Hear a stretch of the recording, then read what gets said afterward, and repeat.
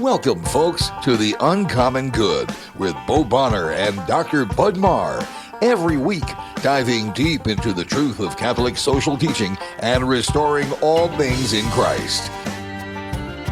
The Uncommon Good is on the air. I'm Bo Bonner. I'm Dr. Bud Marr. And we're coming to you live, evidently with birds. Bud, you sound like you're at the Magic Kingdom. Was that just the Magic Kingdom of Pittsburgh or what? Is that my audio or Jimmy's?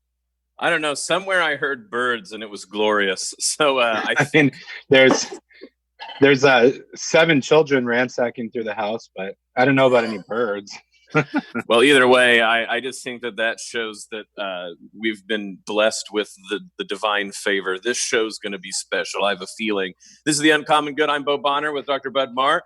I'm coming to you from Des Moines, where I'm the Director of Mission and Ministry at Mercy College of Health Sciences and the Director of the Zeta Institute. Bud, and you can visit us, mchs.edu. Bud, what do you do out there in Pittsburgh? I'm here in Pittsburgh at the National Institute for Newman Studies. All things St. John Henry Newman. You can find out about our work at newmanstudies.org. But I just think that we need to be on our A game because was I the only prisoner that I heard an explosion of bird song, and I thought like your voice had changed, and I was like, wow, Bud, that is very melodic of you. But either way, I think we have a melodic sing-song show for people today. Yeah, one of our, it's clearly an Uncommon Good all-star, Brandon McGinley, an author and speaker here in Pittsburgh. But today's show is exciting because he recently released a new book, The Prodigal Church, about restoring Catholic tradition in an age of deception. And I've been plowing through this thing. It's great. I can say right off the bat that all of our listeners should go out and find it, make it a reading item in your neighborhoods and your parishes. I think there's a lot to challenge us in this new book by Brandon. Yeah, roving gangs of people reading The Prodigal Church is a future we should all be for. Folks, as always, speaking of singing out in song the praises of a group, we need to praise Mercy College of Health Sciences that underwrites our show, mchs.edu. In the middle of our summer semester, wrapping up, getting ready for the fall, taking all the precautions for our students, thinking through the best way to keep everybody safe, but also get the next wave of nurses and allied health and other medical practitioners out there to help heal the world. mchs.edu. Thank you, Mercy College of Health Sciences, for underwriting our show. But what do you have going on there during the fall? It feels like your roles and responsibilities shift. Are you planning some speakers or teaching a bit or what? Well, we're trying to figure out exactly how to do some of that stuff, right? So, we've had the Faith and Healing lecture series, and that usually includes people, coming into closed spaces and having them fly in on an airplane. So I think we might be trying to figure out if we can do something virtual this year and what that might look like. Everything, the big thing is consulting about how are we going to get people to do, things like clinicals and stuff like that, where they have to be in person, working hard to ask those questions and figure out what to do so that, we're not going to be able to do normal or the new normal, but hopefully figure out how in this time to make sure that people get the education that we know Mercy's capable of doing while being honest and appreciating the difficulty that everybody else is facing because of the crisis. Yeah, I'll be honest. I've fielded some difficult questions with my servant leadership course, because that normally involves students doing different projects out in the community. So, they've come to me with these concrete questions like, can I set up like a community garden that would deliver the food that's grown to folks? But I know Mercy's being really careful about any sort of activity that would maybe contribute to the spread of the virus. Also, I don't know if they trust you to run a garden, but I don't mean to air dirty laundry, but that was a topic at the last college. No, I'm kidding. No, it's true. We actually, for the first time here in Pittsburgh, we did get a garden off the ground this year, and it's been different stages of fending off animals. So we had like a 6-foot kind of fence up, but the deer just jumped over it. So then we put a net over the top, and that's actually deterred the deer, because they I guess deer don't have great depth perception, so they're kind of nervous too. I mean, the net has sufficiently scared them away, but a few nights ago, poor little Mary, she left the door open to the garden, and some rabbits just ransacked the thing. So her older sisters are holding a bit of a grudge this week. So, like in native Pittsburgh, like do you guys grow like Yingling and French fries? Is that just both of those just come straight out of the ground up there? The Primanti brothers sandwiches come right off the vine. That's right. You put in like a little crust at the edge of the bread, and then just it comes right back. Oh, no. You guys have a shorter growing season, though, right? So you have to hop to it and make sure to grow stuff that's going to get done. Yeah, actually, what's been most successful is we have a raised bed that's got a bunch of different kinds of lettuces, and that's been amazing. So but it's petering out now because lettuce, of course, is like a colder weather type thing. But Right. they've got beans and potatoes and like a sunflower. We had some good zucchini the other night, but you've been to my house, Bo. It's the wild kingdom. We've got groundhogs and rabbits and squirrels and deer. I think the foxes mostly avoid the garden, but there's a lot of potential, enemies of what we're growing. I think at the very least, you're doing a good job feeding the local animals, and that's very nice of you, Bud. Well, this is The Uncommon Good, and Bo Bonner, Dr. Bud Marr, loved you guys all joining us here on this Wednesday. We're going to be back with our guest, Brandon McGinley, author of the new book, The Prodigal Church. He's been on the show before. We've had a great time. You'll want to stick around. This is The Uncommon Good, and we'll be back right after this.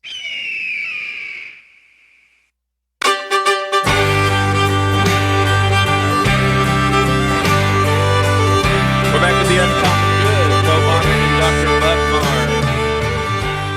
Marr. Wonderful to get to talk to you today. But because Brandon is out in your neck of the woods, I'm going to turn it over to you to introduce our guest today on the show.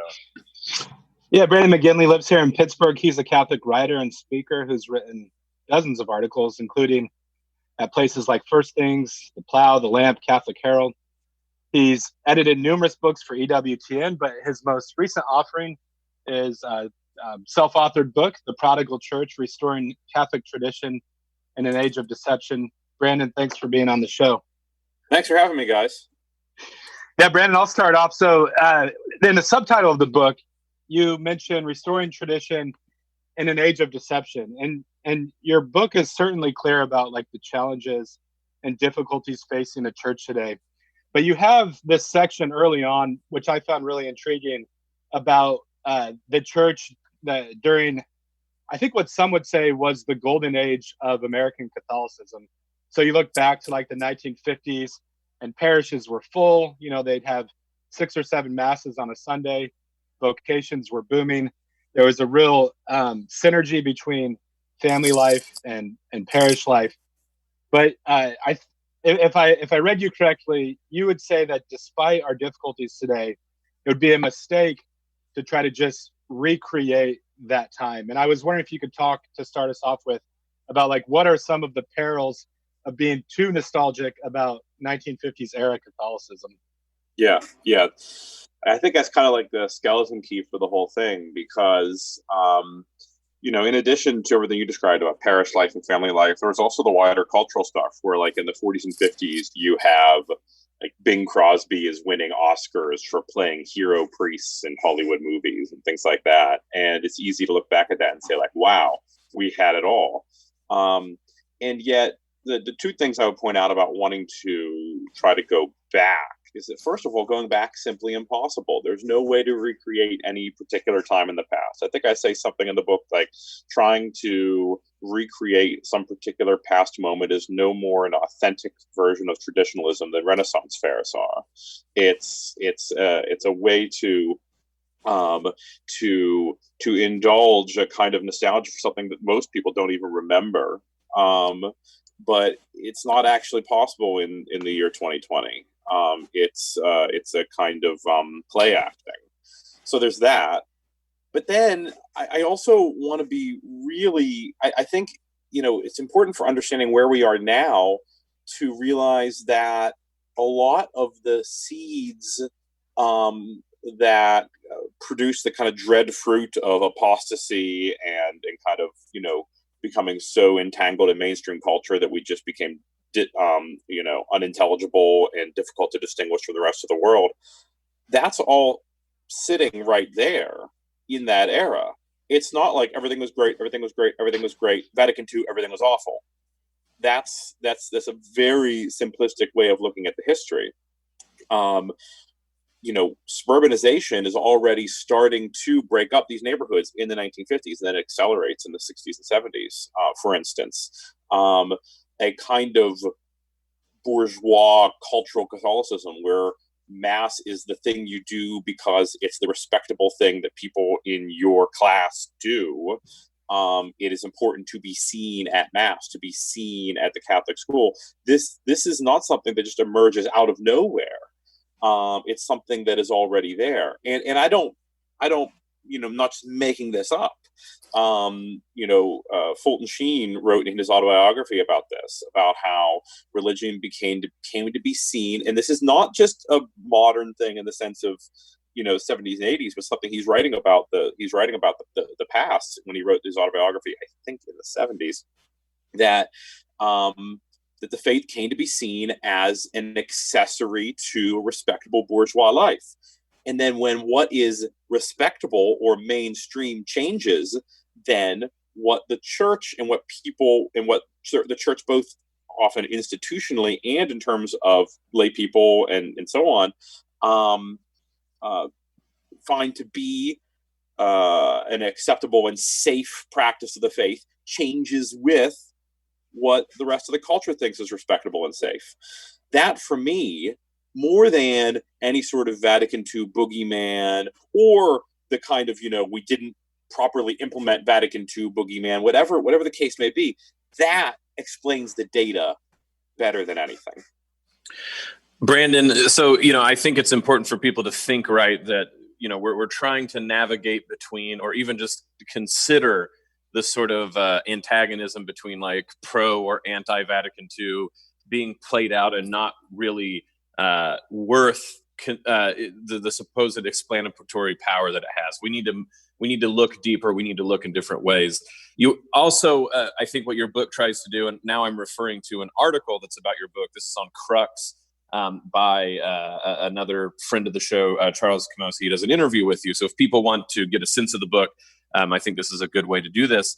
But he points this out, that what you're trying to do is show that the answer is not, it's not an ethno-nationalism or a neoliberal cosmopolitanism. In fact, I love how Charles puts the title, because it says, author spurns choice between ethno-nationalism and neoliberal cosmopolitanism. And I was thinking, this is the weirdest game show that I could imagine, right? Do you choose the ethno-nationalism behind door A, or do you choose neoliberalism, cosmopolitanism behind door B? And you said, neither. I reject the choice. Yeah, that's right. What's in door C? And it's a goat, and there's a ball. Exactly. I was just going to say that. Yeah. but the point being is, if your book is trying to get at anything, not only that you get this sense right from the article here, but like looking through the book and everything that Bud said and all the reviewers, what you're trying to do is say, what we have to look through is not a sort of even resourcement, like we got to go back to some sort of pristine golden age, nor do we need to choose sides. What we need to do is take an honest, clarifying look about how Scripture is going to make us read the signs of the times differently. And I think a good way to show this to folks is exactly this question about how you decided to call the book The Prodigal Church. If you don't mind sort of recapping that a little bit for Sure. people listening now, I think that's a good way to talk about what you're trying to do. Yeah, absolutely. Yeah. It's funny, that it was like a European football team where it just kept the title just kept advancing in the ranks. I used the phrase in one of the chapters. I liked it. I named a subheading within the chapter of The Prodigal Church. Then I liked it enough that I raised it to the level of the chapter itself. And then when we were brainstorming titles, I tossed that in there, and it got elevated to the title of the book. And the important thing is that the word prodigal means something quite negative. Prodigality is wastefulness in a kind of lavish and kind of crude luxury that is wasteful. It's the I talk about the dissipation of an inheritance in the book, because the word dissipation is right there in the prodigal son parable. But importantly, the title is not supposed to just evoke prodigality. It's supposed to evoke the entire parable, including especially reconciliation and restoration. That, for me, is what people think about when you think of the prodigal son. You don't necessarily think of the going and living in pigsties or whatever. You think of the return, the restoration, and that's the key. Is that, yes, it can seem hopeless in the moment. The church, the situation of the church today can seem really, really hard. Like there's just nothing to be done about it. But the parable of the prodigal son teaches that through grace, the restoration, reconciliation, and the restoration of a relationship is possible. I love that word dissipation that's used in the parable, where it says the son goes out and he dissipates his inheritance. But it's like a life of dissipation has to do with becoming one with the environment around you. When a sandcastle dissipates, when the tide comes in, it becomes one with the world around it. It becomes indistinguishable. It loses all of its integrity, and importantly, cannot be put back together. A thing that is dissipated cannot be put back together in a way that something that's broken can be. But the beautiful, miraculous thing is that even something that's dissipated can be restored by God. And that's what you see in the parable, where the son comes back and he is restored to the fullness of his relationship with his father. And the church, as hard as the situation can seem now, when you have, when you have the situation at this particular moment with the pandemic and everything, and then the situation where very small number of people who identify as Catholic are actually going to mass and actually believe what the church teaches. It sounds horrible and hopeless. But when the church is what she is by nature, when she embraces her actual nature as the mediator of grace to the world, that grace can heal us and her. And that's what I want to get at, is that the book is not supposed to be cranky, backward looking. It's supposed to be, there is a backward looking aspect, so we understand how we got what we got, and that's what we just talked about. But it's mostly hopeful and forward looking, talking about what the church can be when she embraces what she really is. Brandon, one part of the book that I loved, and I know you've written about this elsewhere, is your discussion of the Masters golf tournament. Yeah. When Bo and I went to divinity school, Bo, should we leave the school nameless at this point? Or it was United Methodist Divinity School. The United Methodist Church during that stage had a marketing campaign that the slogan for it was "Open hearts, open doors, open minds." I don't know the exact order, but those three phrases. And when you talk about the Masters, it's almost, I don't know, it's something very different. So the Masters bills itself as a tradition unlike any other. Could you talk about what the Catholic Church today might learn looking at something like the Masters golf tournament? Yeah. I like golf, and for me, obviously this year we missed it, but it's it's one of my favorite events of the year is the Masters. And I understand that there's a difficult history there, and it's not, and a lot of the tradition is kind of made up and is kind of enforced by clever marketing and so on. But that's kind of the point, is that this completely man-made tradition has been able to maintain its distinctiveness because the people in charge of it have put a lot of effort into it. They only allow the most famous and stable companies to advertise. It's like IBM and Mercedes-Benz and like AT&T. Like these are companies that are more stable than most national governments. They enforce the language that the announcers use to describe the golf course, and will not invite back any announcers that don't use the preferred language. This is kind of a level of control that nobody else really tries to use, but they have an item. They have a thing in the tournament that is valuable, and they keep its value by requiring that people treat it with respect. The example that I use as the kind of counterexample is, can you imagine if something that is at least as valuable, say Notre Dame football, were to require that NBC broadcast the Hail Mary before the football games, and say, sorry, NBC, you're not invited back if you don't do this. They have the power in our system to be able to enforce a certain distinctiveness that goes beyond just football, that goes to faith. And I think the Catholic Church has that kind of, we have not taken the opportunities that have been presented to us to maintain the distinctiveness that makes our tradition, our capital T sacred tradition, not a man-made tradition, something that is much more than a golf tournament or a football program. We have not taken the opportunities to maintain that distinctiveness. We have been satisfied to be seen as just one denomination among others, just one thing among others, just one institution among others, rather than boldly and confidently doing what a few guys down in Augusta, Georgia can do. We can do it too. We can maintain and defend and confidently proclaim our distinctiveness. And the evidence is pretty clear that, especially in an age when everything seems the same, when everything's getting, folded into one another, whether it's corporate mergers or kind of just cultural phenomena that is constantly becoming more and more the same, more and more kind of decadent, as Ross Douthat would say, that something that is rooted in the past and anchored in heaven, like the church, we should be able to be distinctive. Now, Brandon, I see that you're coming on the show trying to be combative. I mean, you've brought up soccer, golf, and Notre Dame football, all three things that Bud and I never talk. No, I'm kidding. No, but in this regard, so I think about combativeness, actually, seriously, not you being so.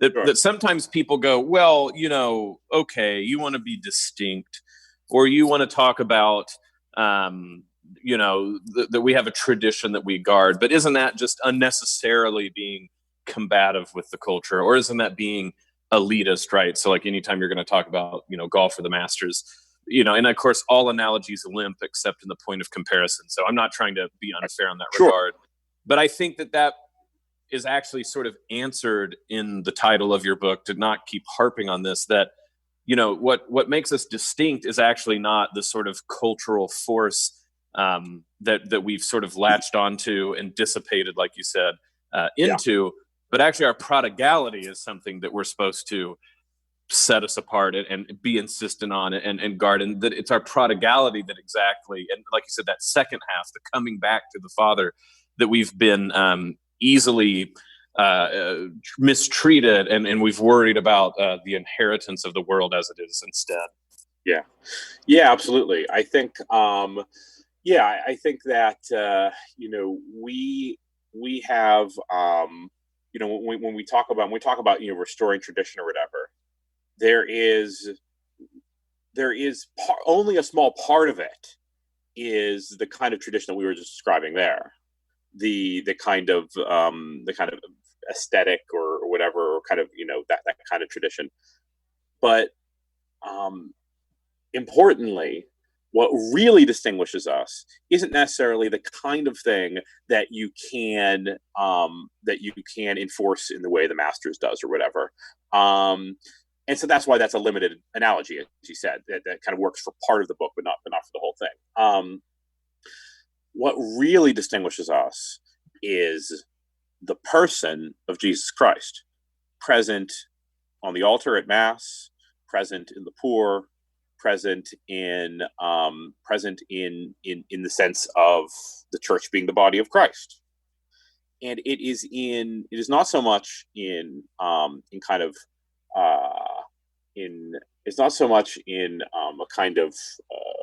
identitarian distinctiveness, because that can go to dangerous places where it becomes just about the identity and not about the identity in contrast with the world, and not about the identity in Christ, who is the contrast, not us personally. But it's about embracing the reality of who Christ is and what the church is, and all the contradictions and the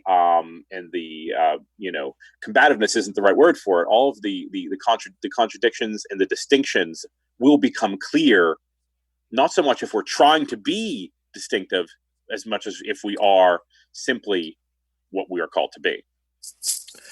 Yeah, we're coming up on the break, Brandon, and so I think that this is a good way for you to like open up what we should talk about when we get back from the break, right? Is like when we talk about what we should be and how that looks like.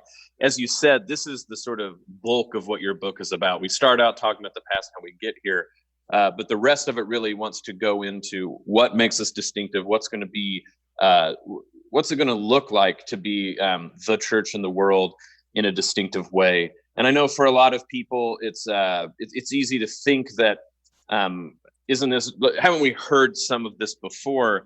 But it's precisely the sort of dissipation that has made any sort of comment before about this sort of, like you've said, attend to one hobby horse or another.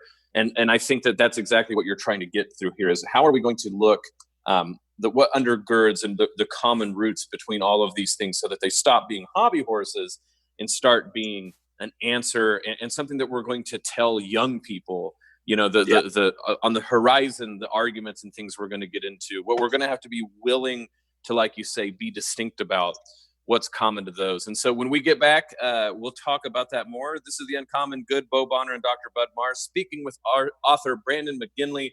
The Prodigal Church is his book, and we look forward to you coming back. This is The Uncommon Good. We'll be back right after. We're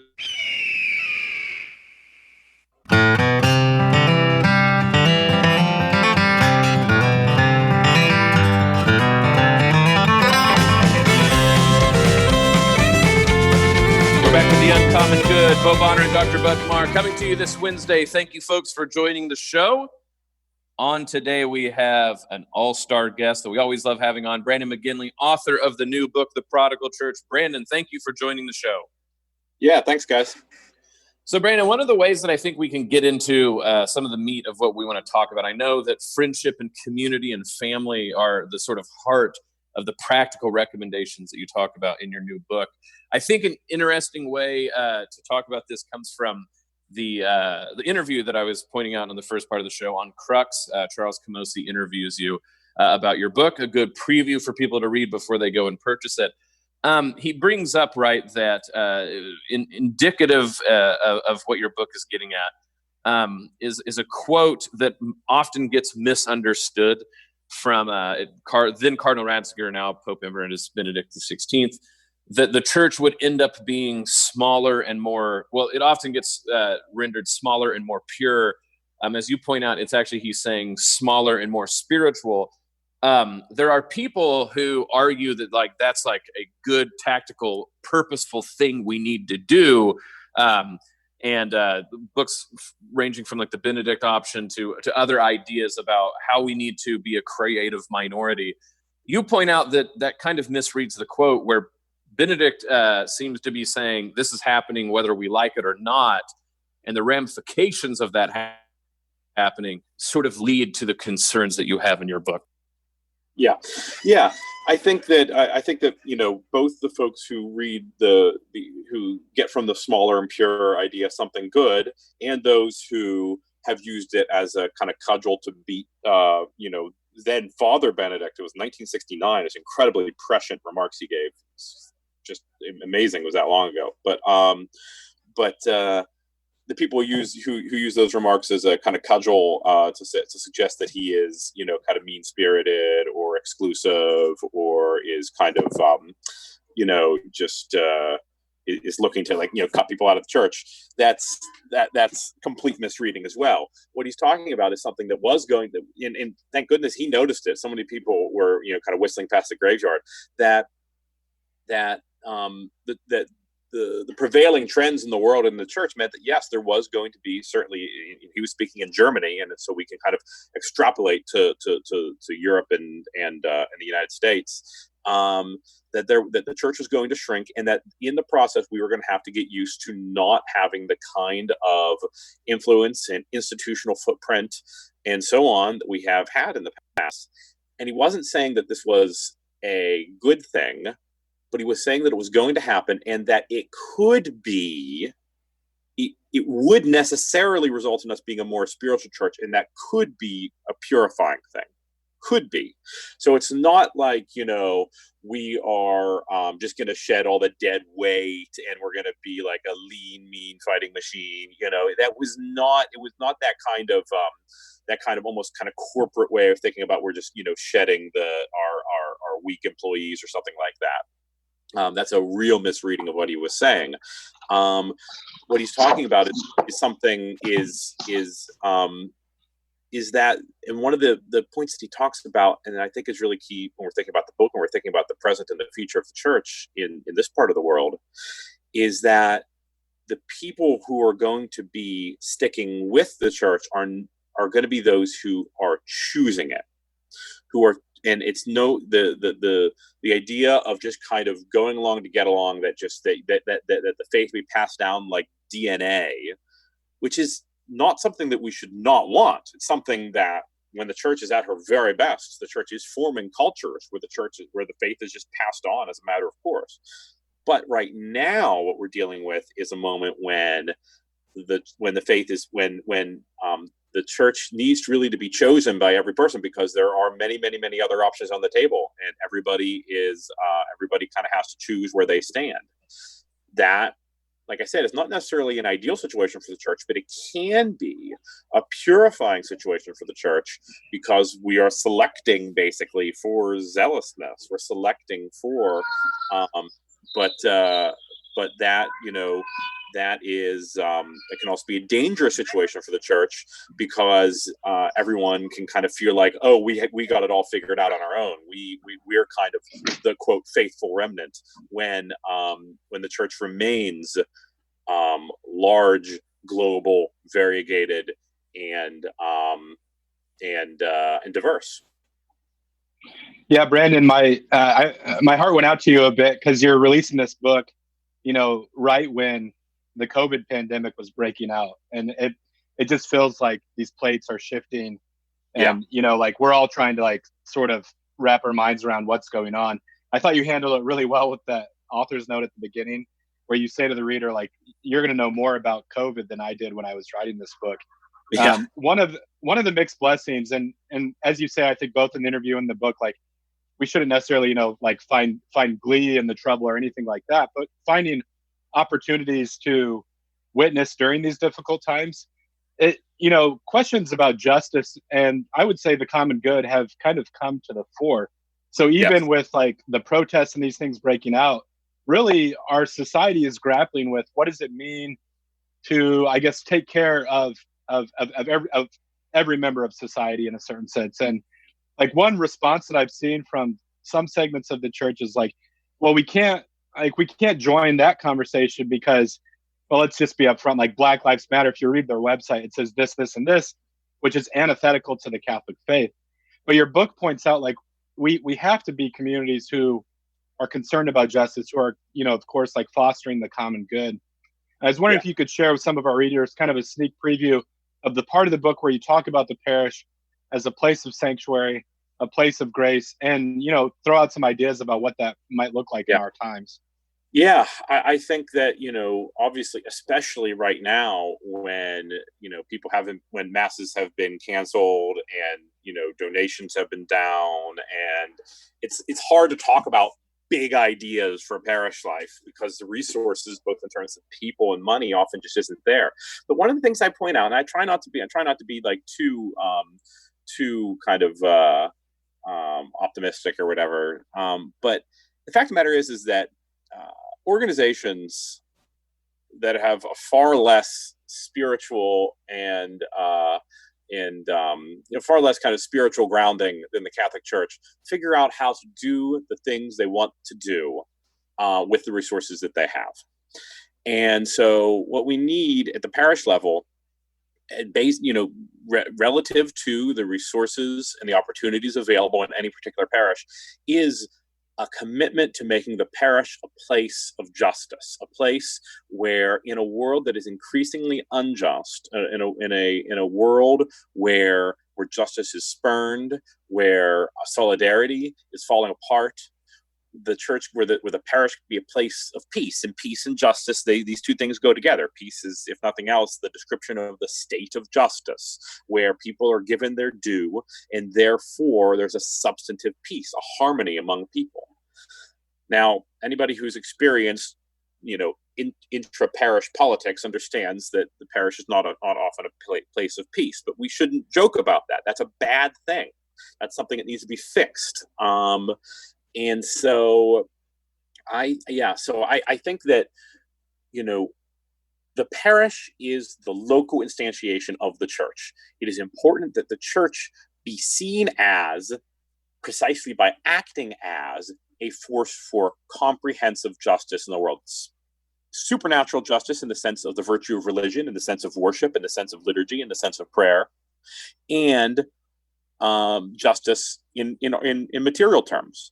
A place where a person who is an immigrant, or who has lost a job, or who is homeless, or who is mentally ill, can feel safe, can feel like they have a home.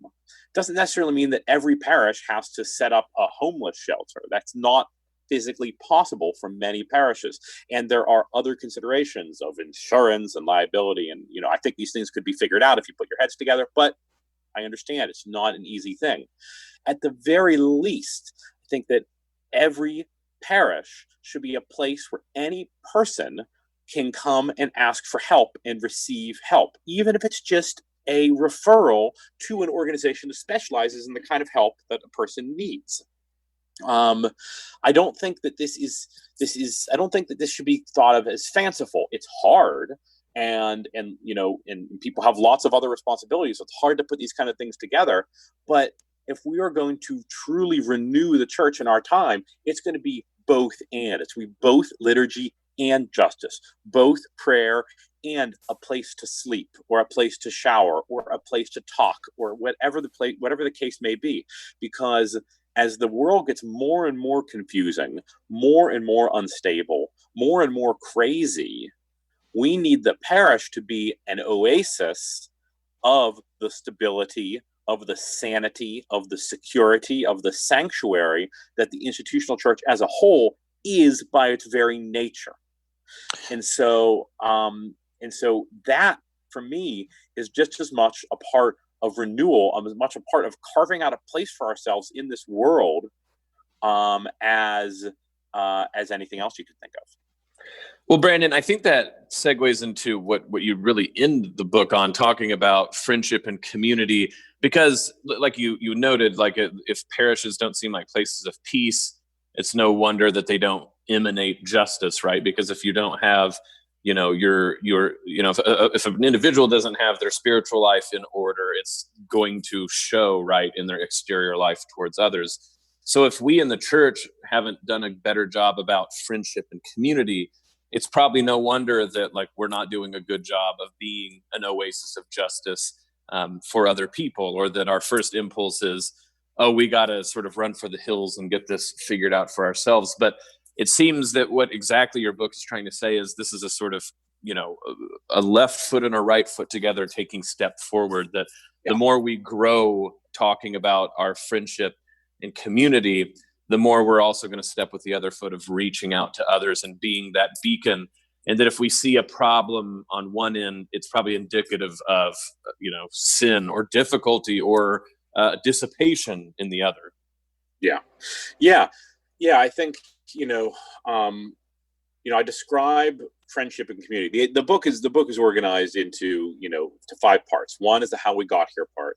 And then it's 4 groups or institutions within the church. One is simply the institutional church itself, then the parish, then the family, and then what I think is, I hope is the most distinctive contribution of the book is friendship and community. We tend not to think of these. We tend to think of them as accessories that just so happen to sometimes form, but we can't really do anything about it. It will just happen or it won't happen. That's not the case at all. You can choose to form friendships. You can choose to make intentional decisions to live in such a way that a more community-oriented way of life is possible. And so for me then, I describe this friendship and community as both the foundation and the keystone. Learning how to treat others with love, the love of friendship, the love of sacrifice, the love of self-giving. This is the foundation to all the other forms of relationship that we talk about. And then as that grows, especially as friendships become these kind of networks of, or I often think of like overlapping Venn diagrams of areas of interest and stages of life, this becomes a tight-knit matrix that forms a real community. This, I think, is, this is as close as I get, I think, to offering something that could be considered an option for kind of Christian living in today's world, because it's about simultaneously understanding what makes us distinctive as Catholics and seeking out Catholic relationships genuinely, both in the sense of with other Catholics and in the sense that the relationships are imbued with faith. We aren't treating each other like we are rival corporations, or like we are like a transactional relationship where we're like keeping a ledger, either either in our heads or, God forbid, on paper of the what has been given and shared, and so that everyone's ledger is kept on par. No, it's about forming these kinds of relationships that both require us to take actions of self-giving and selflessness, but then in turn teach it by forming habits of hospitality, habits of giving, habits of living in such a way that the idea of the zero-sum relationship, where everything that is given is necessarily a loss, where that becomes no longer obvious, because you get used to living differently. That, for me, is kind of a key to forming, first of all, the kind of relationships among Catholics that allow us to understand that it's possible to live in a way that is more wholesome, more beautiful than what the world is offering.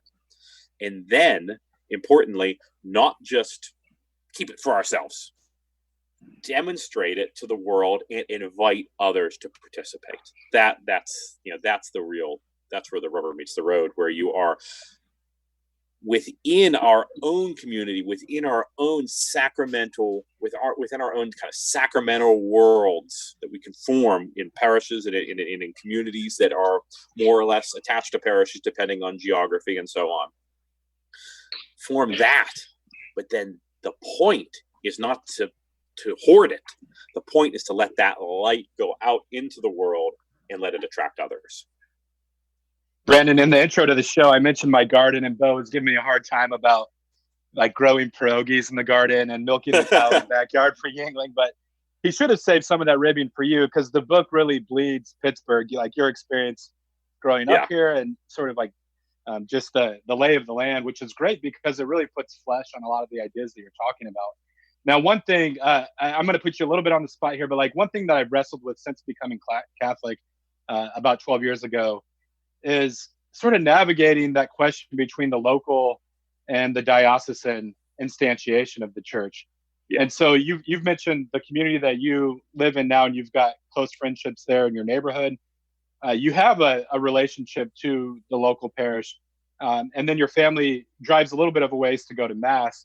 Could you talk some about how, as a family, you navigated those questions of where to worship, what that means for your relationship to the closest parish, what it looks like to, say, have a rosary sodality in the neighborhood, not as, like the answer for each listener who's tuning in, but as a glimpse of like how God's grace has intruded into your life. Yeah. And also, Brandon, just to note that Bud put you in a bind. You have like 2 minutes to okay, great. all this. Okay, great. So here's the thing. The question for our family was, how do we organize our life in such a way that it places our children in the best possible place with respect to the faith. That means that there are some things that we would like to do, for instance, having our neighborhood parish be our parish that do not necessarily seem like the best option right now because of decisions other people made in terms of our friends and in terms of where the most vibrant life is right now, liturgically and socially.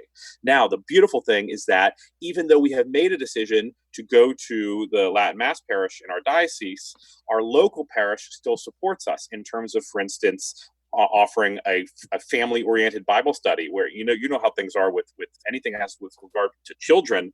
They did the reams of paperwork they needed to do in order to be able to have childcare with many dozens of volunteers watching dozens of children so that families can have a Bible study, even though we are not actually members of the neighborhood parish. This is the kind of thing that I don't really know what the future holds for parishes, because there's questions of things like maybe returning to the idea of personal parishes more, or I love the idea, ideally, of the parish being the center of life, not just socially and spiritually, but geographically. But as there's so much uncertainty right now, and that's another big thing for us, is uncertainty when it comes to, is our neighborhood parish even going to be there in a year or two because of the mergers going on in our diocese? We opted for the stability of a place that we know is going to be there. Now, with all of this movement that's going on, I think that the model that we have kind of stumbled into, where different parishes are kind of serving different aspects of our life. The neighborhood parish is serving in certain neighborhood-oriented ways. The Latin Mass parish is serving in a certain kind of liturgical and social stability that we know is going to be there after this year or next year or whatever. I can imagine a world in which, which that kind of situation is more common, in which, the way we think about parish life changes, and it's not just it's because of the changes that are necessary with the demographic shifts and the geographic shifts in Catholic populations, where that kind of thing, where we're kind of cobbling it together, is more common. I don't know what the ideal long-term solution is, because we're too spread out to have neighborhood parishes anymore. But perhaps neighborhood parishes come back with people deciding to form neighborhoods, and then parishes rise out of them. I don't know. Is that too voluntaristic? I don't know. This was one of the hardest things in the book, and I just simply couldn't cover it the way I'd like to, because I don't have a crystal ball. I don't know what the future of parish life is going to be. And I don't have the kind of experience, certainly as like a parish priest, or even in my age, I'm 32 years old, to be able to really see what that's going to look like. So I hope that's helpful. Oh, no, Brandon, I think it is very much so. And if people want to read more about it, they need to get your book, The Prodigal Church. It's available on Amazon. They can go to your website, BrandonMcGinley.com. Brandon, again, thanks for coming on the show. We appreciate it. Thanks, guys. This is The Uncommon Good. May Jesus Christ, the Prince of Peace, reign in our hearts, our family, our city, our state, our nation, the world, the whole kit and caboodle. This is The Uncommon Good. We'll be back next week. The Uncommon Good with Bo Bonner and Dr. Bud Marr is heard every week on wonderful Catholic stations like this one, and anytime on podcast. Just search for The Uncommon Good.